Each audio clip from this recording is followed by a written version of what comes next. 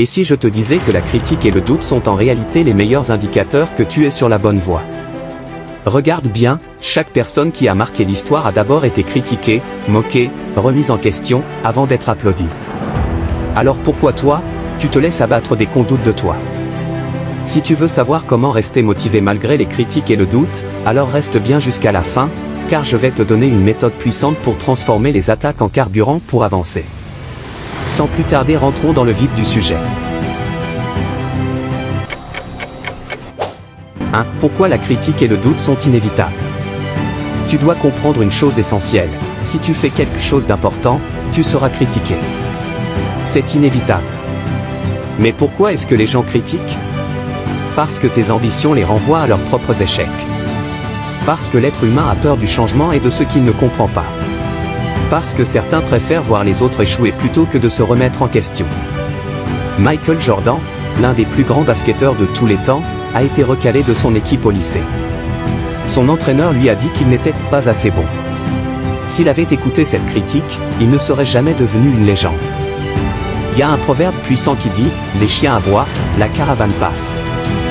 Autrement dit, peu importe ce que tu fais, il y aura toujours du bruit autour. Mais le vrai secret, c'est de ne pas s'arrêter et de continuer d'avancer. Tu vois où je veux en venir?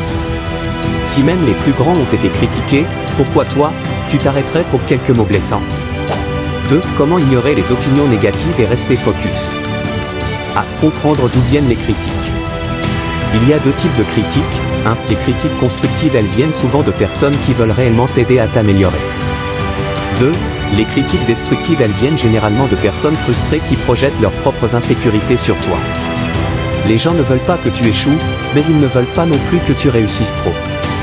Ce qui signifie que beaucoup vont te soutenir, jusqu'à ce qu'ils sentent que tu les dépasses. B. Apprendre à filtrer les critiques. Pose-toi cette question simple, est-ce que cette critique m'aide à progresser ou est-ce juste du bruit? Ne laisse pas les mots des autres avoir plus de pouvoir sur toi que ta propre volonté.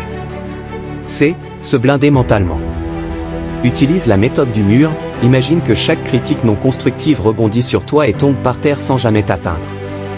Transforme la douleur en motivation. Plutôt que de te laisser abattre, utilise chaque critique comme une preuve que tu es en train de faire quelque chose qui dérange, donc quelque chose de significatif. Ne laisse pas une critique de 10 secondes ruiner ton rêve de 10 ans. 3. Transformer la critique en force. Oprah Winfrey a été virée de son premier job à la télévision. Son patron lui a dit qu'elle n'avait pas sa place à l'écran. Imagine si elle l'avait écouté. Ce qu'elle a fait? Elle a utilisé cette critique comme une motivation pour travailler encore plus dur. Aujourd'hui, c'est une des femmes les plus influentes du monde. À chaque critique, remplace la douleur par l'action. Quand on te dit que tu n'es pas capable, prouve-leur qu'ils ont tort. Si quelqu'un doute de toi, redouble d'efforts et laisse tes résultats parler pour toi. Le succès est la meilleure des vengeances. Retiens bien ça, les critiques ne définissent pas qui tu es. Ce qui te définit, c'est comment tu réagis à ces critiques. Aujourd'hui, choisis d'être plus fort. Choisis d'utiliser chaque mot négatif comme un carburant pour avancer. Ne leur donne pas le pouvoir de t'arrêter. Si cette vidéo t'a motivé, alors rejoins cette communauté de battants. Abonne-toi, active la cloche et laisse-moi un commentaire, quelle critique t'a le plus marqué dans ta vie, et comment tu as réagi.